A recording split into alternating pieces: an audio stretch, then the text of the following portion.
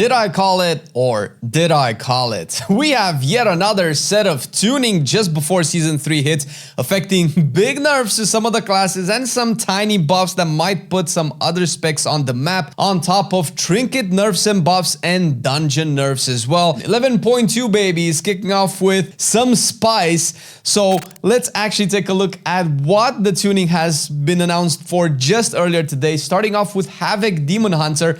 All ability damage increased by 5%. Does not apply to PvP combat. Havoc has been a spec kind of flying under the radar for the last couple of seasons, and it's been doing okay-ish this season, maybe a little bit better than last season, but to be fair, being buffed is really cool. Now, I'm not saying that Demon Hunter is getting more attention because something might happen this season. I mean, you know, it's not like anybody has been speculating for the last couple of months. But to be fair, I think Havoc not being really good at least one time in one aspect of the content is a crime. And hopefully this actually changes that. Something that's less of a crime. But what's probably expected and asked by anybody who's not playing Frost Decay, Frost Decay has been nerfed. Surprise, surprise. Did you expect this? Well, obliterate damage has been reduced by 5%. Not only that, Rider of the Apocalypse, Moss-Worn Menace now increases the damage of obliterate by 5%. Previously was 10, so double dipping into the obliterate nerfs. Rider of the Apocalypse, Hollow Sentinel's Wake 2-piece now increases Trollbane's obliterate damage by 15%. Previously was 35. And Deathbringer Exterminate First Sight damage has been increased by 10% because we just so happen to have Rider of the Apocalypse be good for like 2 weeks. We cannot really have that. Listen, I'm not being salty right now, but I do really hope that Death Knight can play Rider of the Apocalypse a lot more competitively than in the last couple of seasons, particularly Frost, since it is a very, very fun hero talent to play. It adds one of the best quality of lives that Death Knights have ever received, which is the pony, the Death Charger that you can play with, which solved a lot of the mobility issues for Death Knights. Now, that might be an overpowered utility to have, but I'm pretty sure that anybody and everybody who's going to be playing Frost Decay this season, and they are, because it is really good, still, even with the nerfs, they're gonna have a much better time if they end up playing Rider of the Apocalypse over Deathbringer, considering that Deathbringer has been played for 2 straight seasons ever since it was released. So hopefully the nerfs to Rider are not that big. But moving on to Feral, a spec that also kind of was forgotten. Ferocious Bite and Ravage primary target damage has been increased by 6%. Shred damage also increased by 5%. Sabertooth causes Ferocious Bite to increase damage taken from your bleeds and other periodic effects by 6% per combo point. Previously was 5%. And Wildstalker's Bloodseeker Vines damage has been increased by 5%. Similar to Havoc, it feels like Feral hasn't really got its spot in the spotlight, in the sunshine, on the stage of either endgame rating or endgame M+, for quite a while. And I think it has never been a very competitive meta spec in M+, period. Obviously, this is just affecting single target. In terms of rating, it has always had a little bit of a leg up over Balanced Druid due to its more or less superior single target damage, which is something that has been the focus of the devs when it came to balance tuning, increasing that single target. So without risking seeing Feral just drop down into obscurity again, we have more single target changes for Feral. Of course, some of these can, I believe, transfer into AoE as well, since you have Rampant Ferocity that transfers some Ferocious Bite to other targets, but that's only like a very, very, very small part of all of this. To be fair, if you have more single target, you might have an even bigger chance to be invited into Mythic Plus, considering that in the last couple of seasons, it has been even pointed out more so than ever before that you want single target damage, or at least priority damage, so those pesky lieutenants and bosses can just die so we can finish the key in time. Moving on to Beast Mastery Hunter, Tireless Collector's Bounty 2-piece bonus chance to fire a free barb shot has been reduced by 50%. Now, I know what you're thinking, dude, this is a big number to take away from a spec, and yeah, but I've talked with a bunch of Beast Mastery and Hunters, and it seems that is generally expected in the Beast Mastery Hunter community, the fact that you cannot really ever drop Frenzy almost ever, unless you're just really not wanting to extend it for whatever reason. So if it turns out to be a mechanic that you just not naturally keep up without any actual input from the player, it becomes a little bit boring and takes away the only little bit of skill that, let's say, Beast Mastery can have in terms of, you know, difficulty of playing the spec. So this might not be an overall bad thing. You might just have to not just fire barb shots without even thinking, but like as always, try to at least extend Frenzy properly. Frost Mage, all damage dealt reduced by 3%. For anybody who hasn't been paying attention, Frost Mage has been simming at the very least, because that's pretty much all they have going for when it comes to this particular tuning. Decently ahead of the other Mage specs and decently ahead of a lot of the other specs, which has been true for the past couple of tiers, yet we haven't seen Frost Mage turn any heads. I think in Season 1 it was played a little bit more past arcane nerfs in Nerebar Palace by people who were willing to switch to Frost Mage. And to be fair, Frost Mage could use a little bit more damage, considering that it's not really doing anything impressive. It doesn't have the single target of arcane. Maybe it has the AoE of fire. I don't know, fire is just really weird at this point, but this 3% nerf is not a big deal. It's one of those nerfs that we're probably likely happy to see when it comes to the overperforming specs, so we don't nerf them into the ground, but also don't keep them ahead of the curve 100% of the time. Moving on to Mistweaver Monk, a nerf here as well. Rushing Wind Kick damage has been reduced by 50%. This is just healer damage overall. I've played a little bit of Mistweaver. I don't think I've played Rushing Wind Kick in the builds that I've played, so I'm assuming this is mostly a raid thing that they're addressing, since Rushing Wind Kick has been, I believe, mostly used in raids in the last couple of months, more so than anything. So it wouldn't be surprising if healers would end up doing a little bit more damage. I don't know what to say and what to think about healer and tank damage as a whole, because they kind of come as a package deal.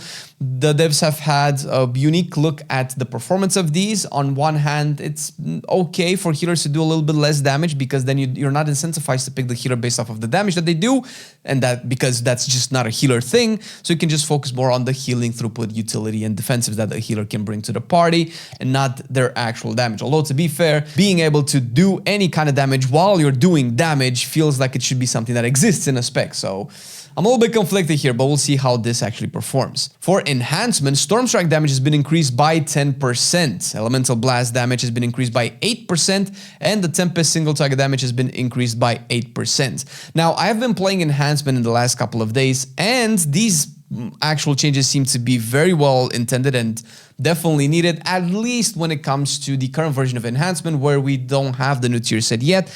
I still want to see exactly how enhancement will perform with the new tier set at a reasonable item level, but as it stands, its single target damage, even after the buffs, I don't know if they were last week or 2 weeks ago, is still suffering quite a bit, particularly the Storm Strike version, but we'll see how this develops once again.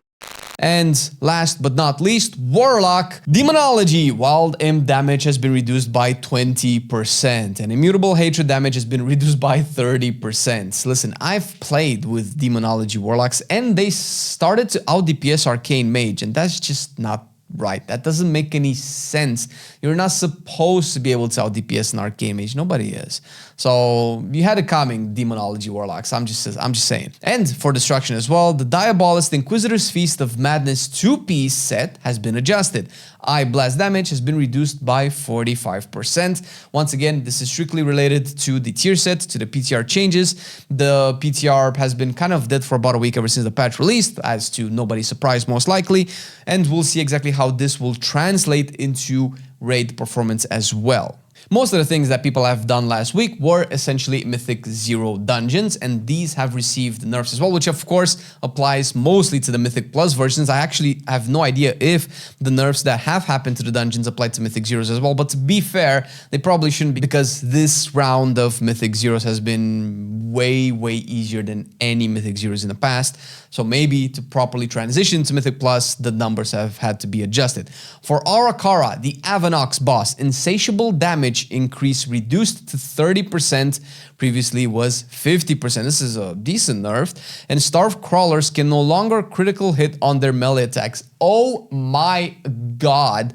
This can be an actual decent change. Now, most of the time, whenever we fight the crawlers, we try to kite them as much as possible and not let them melee hit. So I don't know the consistency to which they were critically hitting people. But to be fair, whenever you have fixated ads that you need to keep away from the boss, so you kind of want to stay close to the ads, first of all, to be able to damage them, but also to not actually get them in melee of the boss, you risk getting hit more so than often. And having these crit, it just feels incredibly inconsistent and unpredictable, especially with the way that modern damage intake works with World of Warcraft. For Dawnbreaker, Speaker Shadow Crown. Shadow Shroud healing absorb reduced by 33% and fixed an issue that caused Shadow Shroud's healing absorb to not scale with Keystone level. For Echo Dome Aldani, adjusted the spawn locations of Frenzied Mites to be more consistent. I guess this will once again come into practice once we can actually do some routes and play some Mythic Plus properly and not just on the PTR. So we'll see how this plays out in just a couple of days. Halls of Atonement, High Adjudicator Elise. Pulse from Beyond's damage now occurs every 1.5 seconds. Previously was 1 second. Yes! Yes! Oh my god, this means so much. You have no idea. I wish we could see more of this. Delaying damage intake for party just slows down the combat, and it solves so many of the issues that they at least claim they want to address when it comes to burst healing that people take, the stress on healers, and this is a small change. It's a small change, don't get me wrong, but it's the good kind of change that we want to see more of. Have damage happen less often and have that damage be a little bit less impactful, and hopefully in accordance maybe reduce the amount of healing that healers can do and the self-sustain that players can do, so that you overall slow down maybe the pace of the combat just a smidge, just a little tiny bit. Lord Chamberlain also has had Stigma of Pride removed. So that's an essentially entire mechanic removed from Lord Chamberlain. Now, we haven't played this at a decently high key level where this was a problem. I'm sure a lot of people have tested this at, I don't know, 17s, 18s, 19s. Maybe that's where the data is coming from, where they removed the entire mechanic. But we also have Ritual of Woes group damage when it hits a statue has been reduced by 38%. This is most likely the soak that you do with the statue. It kind of tracks in the way that they want to make the combat less punishing, because I understand that there are some players that probably never played Shadowlands that will go into Halls of Atonement and that will not be able to soak the beam in time and then just take so much damage that they won't be able to have time to correct it. Once again, this is a wonderful change in the way that this impacts combat, where it's not as punishing but still wants to teach you how to play correctly and not just, oh, you messed up, you're dead and your whole party is dead, good luck. That type of gameplay doesn't feel like it resonates with a lot of new players, and it definitely raises the barrier of entry for people to actually do endgame content. So I am in full support of that kind of a change. And lastly, for Tazavesh, addressed an issue where Adorned Overseer's Drifting Star can be fired at a wrong angle. I'm not very familiar with this change, but it's great that they're fixing issues and making combat once again smoother. And last but not least, we have last minute trinket buffs and nerfs. This will mostly affect the people that have already set their eyes on particular trinkets when it comes to their BIS list, or simply people who just have really shitty trinkets from delves at lower item levels that seem to outperform bigger trinkets, I would imagine, and maybe the buffs to these trinkets also are to make them slightly more competitive. Now it says Karesh and delves trinkets, so it's most likely world quests and questing as well, which are usually trinkets that I think they probably cap at around Adventurer track. So I would be surprised if you end up using these in endgame whatsoever, but I'm sure there are people who still use these. First of all, Chaotic Nethergate scaling change, where damage and healing has been increased by 36% at hero track 1 out of 6. Judging by the way that this change is being announced, it sounds like just the initial scaling of the trinket is better at lower ranks, but most likely at 6 out of 6, let's say, it will probably be the same just before. Same thing happened with Symbiotic Ether Gauze, where the damage and healing scaling has been increased by 36% at heroic track or hero track 1 out of 6. Twisted Mana Sprite scaling changed, and the healing has been reduced by 10% at hero track 1 out of 6. This has been used quite a little bit on the PTR, at least by us, so it felt like it was particularly strong. Maybe this will just keep it in tune with the rest of the trinkets. Incorporeal Essence Gorger damage has been increased by 52%. I'd love to see more non-raid trinkets become good, and even more non-dungeon trinkets become good. This is how you probably get people to engage with more of your content, to do more delves or to do more quests, although I would be surprised if any world quests or world events or campaign trinkets would be of any value whatsoever past your actual campaign progress. Automatic foot bomb dispenser damage has been increased by 45%. Essentially, this is the trinket that drops from Side Street Sluice, the Undermine Delve. The damage increase is fairly significant, but then again, I'm not sure if these will be of any use, since normally these Delve trinkets are tuned very, very, very low, and they can never go past 6 out of 6 hero track. But it would be nice to be competitive with other hero track trinkets, since normally they would be outclassed by the myth track ones. Depleted Karesh battery damage has been increased by 110%. Dude, this is just double. But once again, this is a trinket that says your harmful spells or abilities have a chance for the battery to drain life force of the enemies, inflicting arcane damage. Usually these don't really scale very well at higher item levels, so it's likely good for those who don't maybe heroic raid or mythic raid at any point, or maybe even push mythic plus keys past 10, because most classes are made so they can make the most out of trinkets that just give you raw stats or scale your class's damage in some way. Considering that this just does flat arcane damage, I can only see this being valuable for classes that potentially stack versatility, so maybe something like Brewmaster or maybe Outlaw Rogue could use these trinkets. Observer Soul Feathers. Scaling changed. Primary stat reduced by 14% at hero track 1 out of 6 and now shares cooldown with other non-on-use trinkets. I guess that just makes a lot of sense. This is just a flat crit trinket, but it does give you main stat for 20 seconds on a 2-minute cooldown. Well, this is a weird trinket because main stat trinkets are actually really good for classes like, let's say, Mage, or classes that just put a lot of their damage into their cooldowns, but the combat has kind of changed in the World Within, where most good DPS specs are 1.5 minute cooldown specs, and you don't really want 2-minute trinkets. A lot of classes have suffered in terms of their damage and their builds because a lot of the trinkets are 2 minutes, and most of the strong cooldowns nowadays are 1.5 minutes or 45-second long, meaning that they will never really align with these trinkets, and having to hold them off seems like a damage loss for a lot of people and takes away some of the agency of using trinkets with cooldowns. Abyssal Vault scaling changed. Haste reduced by 42% at hero track 1 out of 6. This is, like I mentioned before, the 1.5 minute trinket that gives you, well, 15,000 haste at hero 6 out of 6. That's quite a lot of haste. And not only that, this is a healer trinket because the first ally you heal directly is charged and gets haste as well. This is actually one of the more interesting healer trinkets. Depending on the healer spec, some healers might not want that much haste, depending on the content as well, since haste is a good way to get rid of a lot of the mana. Historically, healers have used haste as a scaling stats very, very carefully, so as to not risk having your heals be less impactful, but having more of them, because that just implies you wasting mana. There are healers who don't have that mana issue, so maybe this will be good for those. Suspicious Energy Drink, scaling changed. Mastery has been reduced by 42% at hero track 1 out of 6. This is something that we've been having throughout this expansion as well, so I haven't ever really seen this be good in any way, shape, or form, but it is a mastery trinket, and usually mastery classes scale really well with mastery proc trinkets. Mechano Core Amplifier, scaling changed. The stats have also been reduced by 42% at 1 out of 6.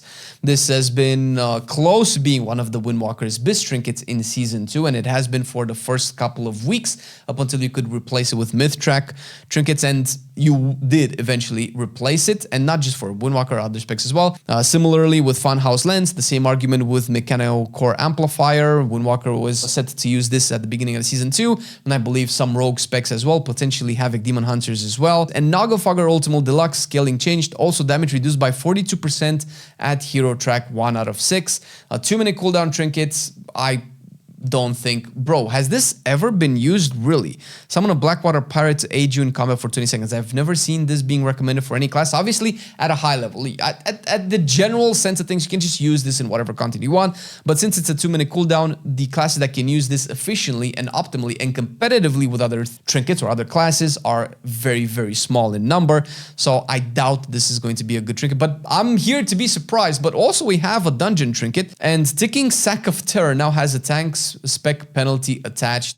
Oh man, I remember this doing decent amount of damage back in Shadowlands for tanks, but now we just I'm not necessarily a fan of damage trinkets for tanks. I would like tank trinkets to just be more defensive choices, so that I feel like those are more interesting. So I don't mind that this has a penalty for it, and I think a lot of the DPS trinkets have a penalty for tanks as well, so this wouldn't be necessarily surprising. But this has been just the last minute. I mean, the season resets later today, depending on when you watch this video, or tomorrow for EU, and I told you it's gonna keep happening, and it's great because we can hopefully keep these going for at least another month so that we know that even after the Race World first ends and we run through the first couple of weeks of Mythic Plus, we can have specs be balanced and equal to each other, hopefully. But until then, what you have to do is watch this video because you cannot start the Season 3 without your proper add-ons, especially platers and weak auras and damage meters.